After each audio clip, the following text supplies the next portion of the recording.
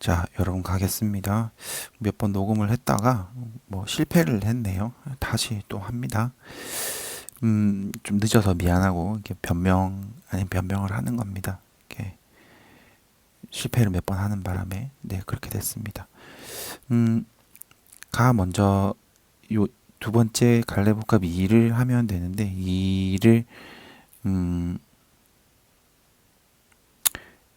가하고 끊고 가고 나하고 가고 이렇게 하겠습니다. 아니면은 가하고 나 조금 가고 끊어서 이렇게 두 번으로 나눠서 가겠습니다.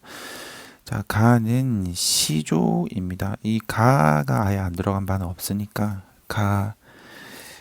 음, 가는 그 유석 선생님이 김유석 선생님이 했던 그 고전시가 5에서 사설시조 나왔던 부분들의 내용들을 좀 참고해서 같이 공부하면 좋을 것 같습니다.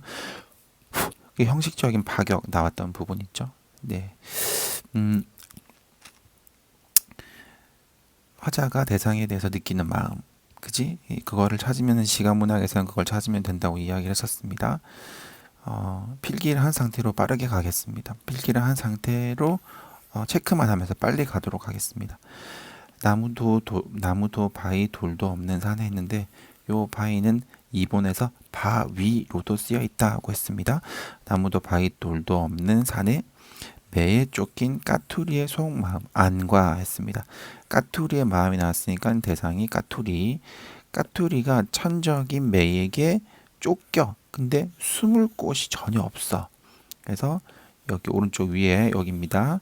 숨을 곳이 전혀 없는 까투리가 천적이 매에 쫓겼을 때의 마음을 초장해서 이야기를 했고 대천바다 한가운데 일천석 실은 배 무거운 배에 노도 잃고 닷도 잃고 용총도 잃고 돛대도 꺾이고 키도 빠지고 바람 불어 안개 뒤섞여 잦아진 날에 갈 길은 천리만리 남아있다. 사면은 검어 어둑하다. 천지 정막 사나운 파도가 친다. 계속해서 부정적인 상황을 열거하고 있어. 이게 특징 제가 이제 1, 2 상황, 주제, 특징 이렇게 정리를 하죠. 특징에서 형식적 파격을 처음에 이야기를 했습니다. 중장의 장형화, 열거가 되어 있다. 부정적인 상황을 표현하는 시어들이 열거가 되어 있어서 해악이 드러난다라고 했습니다.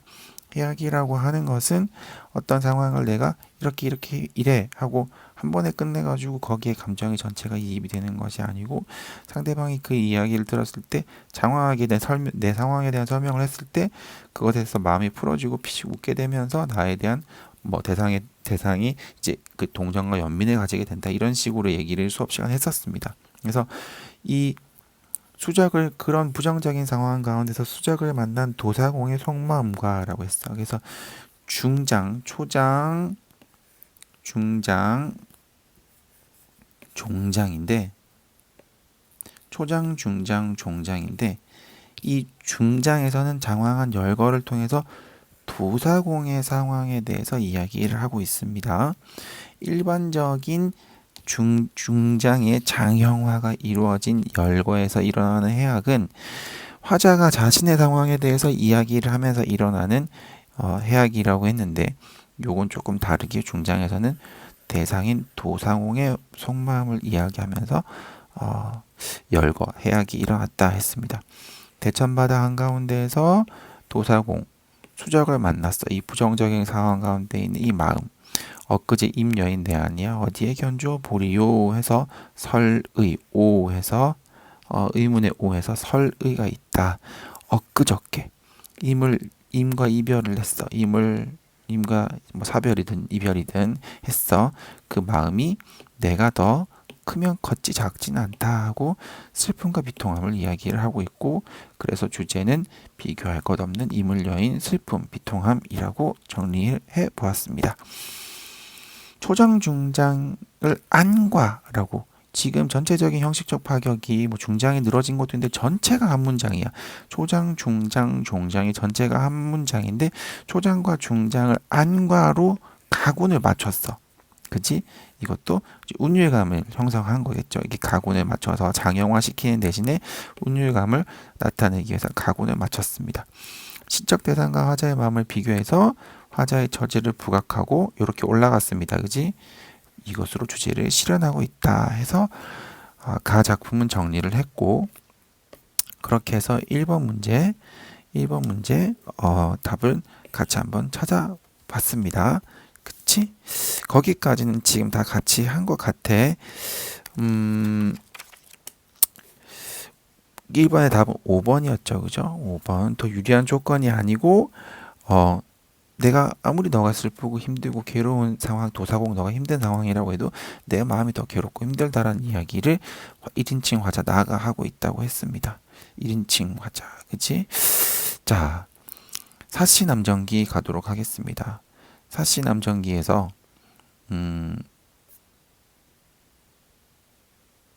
200 여기까지 갔다가 끊어서 한번 가겠습니다. 사시남정기 12사씨가 계단 아래에 12가 사씨를 계단 아래로 이끌고 사당 앞에서 사뱉도록 하였다 했습니다. 요거는 그래도 못한 반도 여기 4번 보기랑 5번 보기를 다 읽은 상태입니다. 그죠?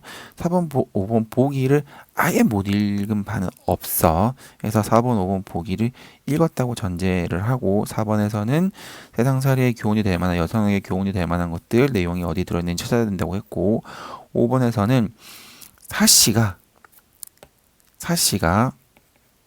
교씨를 추천했어. 첩으로. 그죠? 첩으로 추천을 했습니다. 그런데 이렇게 추천을 할 정도로 교씨가 아름답고 행실이 바르고 뭐 그런 사람이었어. 근데 악한 여인이 된 이유는 정실의 자리에 오르려는 욕망 때문이었다라는 내용 살펴봤었습니다. 그래서 한번 읽어보도록 하겠습니다. 시비가 사씨를 계단 아래 이끌고 와 사당 앞에서 사뱉도록 했다 해서 시비가 사씨를 여종입니다. 여종이 사씨를 계단 아래로 이끌고 와서 사당은 조상의 신주를 모셔놓은 집입니다. 집을 떠나면서 5번 문제에서 확인할 수 있었지만 교씨가 첩으로 들어온 교씨가 사씨를 모함해서 집에서 쫓겨나게 만들어. 그래서 집에서 나가면서 인사를 하는 겁니다. 조상님한테. 사씨가 하직 인사를 하고 문을 나서니 모인 친지들이 문 밖에서 작별했다. 모두 눈물을 흘리며 부인께서 귀체 보증하세요. 다른 날 서로 만나기를 바랍니다. 해서 눈물을 흘리고 귀체 보증하라고 위하고 걱정해주는 부분에서 이별을 슬퍼하고 걱정해주는 부분에서 사씨의 성품, 주변 사람들로부터 주변 사람들에게 덕을 많이 쌓아서 주변 사람들로 이렇게 슬퍼하고 걱정하게끔 하는 그런 사씨의 성품을 간접적으로 알 수가 있었다고 했고 사씨가 감사해하며 말했다. 죄인을 위해 멀리까지 나와 성별해 주시니 감격스럽기 그지없습니다. 하지만 어찌 다시 만나기를 바랄 수 있겠습니까? 이날을 잘 보살펴 주시기를 간절히 바랄 뿐입니다. 했습니다. 그래서 한꺼번에 여기서 묶어서 갔습니다. 어찌 다시 만나기를 바랄 수 있겠습니까? 내려와서 언제 너를 다시 만날까? 내려와서 다음 생에 다시 모자가 되어 이번 생에 못한 인연을 잊혔구나. 이거 이제 이나한테 한 말이거든. 그래서 이나가 사씨의 아들이라는 것을 알 수 있었고 요런 사씨의 말에서 재회를 부정적으로 생각하고 있구나. 사씨는 그것을 알 수 있다고 먼저 얘기했습니다. 유모가 이나를 안고 통곡하니 사씨가 이나의 머리를 쓰다듬으며 말했다. 행여라도 내 생각을 말고 새어머니를 잘 섬겨라. 모르겠구나. 언제 너와 다시 만날까? 부정적. 자, 새어머니는 교씨가 되겠고 첩이니 또 탄식하며 말했다. 둥지가 기울었는데 알이 온전할 수 없는 법. 지금 사씨가 집을 떠나니 둥지가 기울 수밖에 없을 것이고 알이라고 하면 이나를 이야기하겠죠. 이나가 온전할 수 없는 법인데 어찌 내가 여기 머무기를 바랄까. 이나를 이 집에 내버려 두고 가는 것에 대해서 걱정하는 거지. 비유를 통해서 사씨가 이나의 안위를 걱정하고 있습니다. 나의 죄악이 매우 무거워 너에게까지 화가 미쳤구나. 그저 바라노니 다음 생에 다시 모자가 되어 이번 생에 못한 인연을 잊었구나. 흐르는 눈물이 이나의 머리에 방울과 떨어졌다. 사씨가 갑자기 눈물을 거두고 말했다. 소사께서 돌아가실 때 내가 죽지 못했고 어머니께서 돌아가실 때 따르지 못했는데 어찌 강보에 쌓인 어린아이 연연하겠는가. 소사와 어머니를 돌아가실 때 따라가지 못했다라고 하는 걸로 봐서 소사와 어머니를 소사와 어머니를 긍정적으로 생각을 하는 거지. 어떤 도움을 받았고 뭐 어떤 긍정적인 인물인지는 자세하게 모르겠지만 사씨에게 긍정적인 인물인 것만은 확실하다. 그래서 어린 강부에 쌓인 어림을 연연하겠는가 하는 부분에서 마음을 굳게 먹고 있는 장면, 이별의 아픔을 감내하기에 마음을 굳게 먹고 있는 장면을 우리가 확인할 수 있었고, 이날을 건네주고는 가마를 타고 떠났다. 이나가 크게 울부짖었다.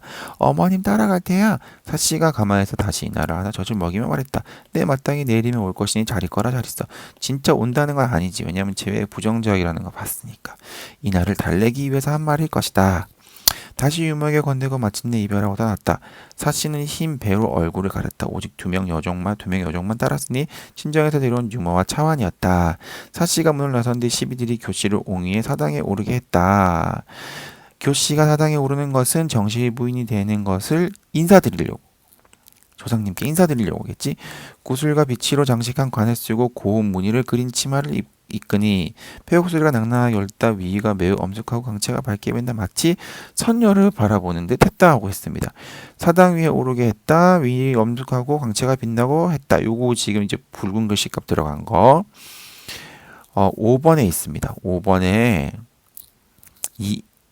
1번에 위가 매우 엄숙하고 광채가 밝게 빛나는 것은 기준의 무명 명성을 더해지 안주인으로서 권위를 외형적으로 나타내고 있다 했는데, 여기 5번에 보면은 하간 지방에서 유명하다 미모가 부녀자의 소임에 능하다, 책을 읽어 어진 사람의 행실을 본받았다, 아름다운 사람이다, 명성이 자자하던 참한 여자다 라는 것에 안주인으로서의 권위와 외형, 이거 맞겠죠, 그죠? 1번은 맞는 말이고, 옹의를 받아 사당에 오르게 됐다라고 하는 것은 유씨 가문에 들어와 가문을 잇게 하는 첩으로서의 소임에 충실한 행위로 볼 수 있다고 했는데, 텍스트와 5번 보기에서 유씨 가문에 들어와 가문을 잇게 하는 첩으로서의 소임을 충실하게 행했다고 하는 요 첩으로서의 소임을 충실하게 하는 것은 아들을 낳아 가문을 잇게 하는 소임인데, 교씨가 아들을 낳았다는 얘기가 없고, 오히려 사씨가 아들을 못 낳아서 교씨가 첩으로 들어왔는데 사씨가 아이를 가지고 있는 모습만 보여집니다. 그지?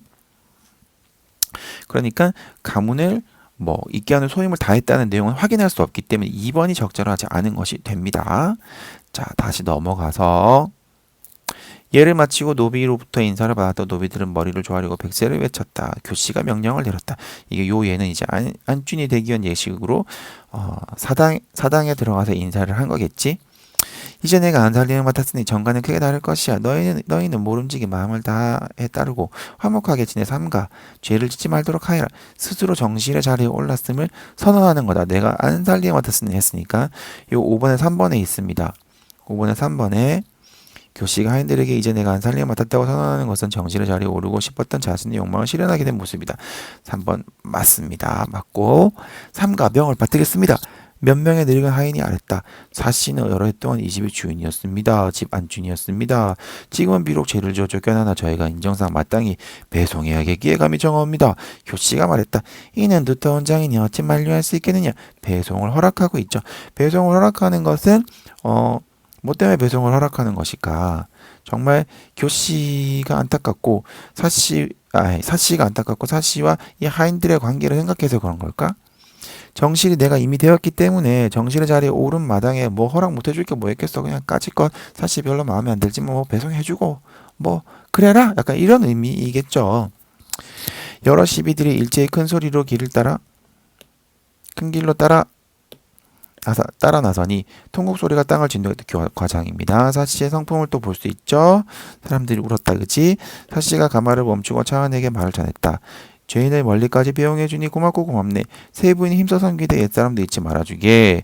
원근의 사람들이 거리를 가득 메웠는데 눈물을 흘리지 않은 이가 없었다.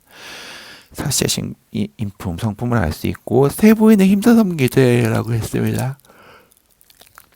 4번에 보시면 억울함을 당한 성에서 남편의 결정을 따르고 수행해야 되는 교훈을 주었겠군. 세 분이 힘써 섬기라고 했으니까 맞겠죠, 그죠? 자, 여기서 잠깐 끊었다가 중요한 이유도 보도록 하겠습니다.